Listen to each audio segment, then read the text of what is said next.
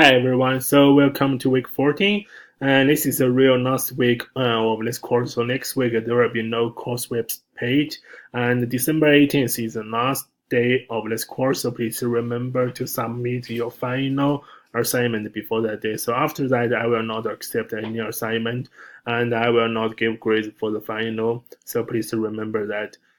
So if you have any questions for the final, you can have a look for the final requirements in the web page. And week 14 is a co-design week that I mentioned the last 2 weeks. So all of the content this week is based on your input that what technology you want to learn. So if you have time this week, you can have a chance to learn the technology that you want to learn, like Excel, like the virtual reality.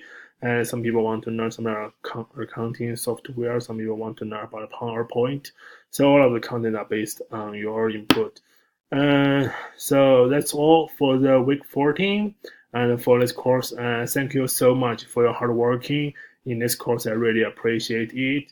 And this will be my last chance to teach this course. So next year I will teach another course. Thank you so much for your hard working again, and hope you will have a great holiday. Thank you so much.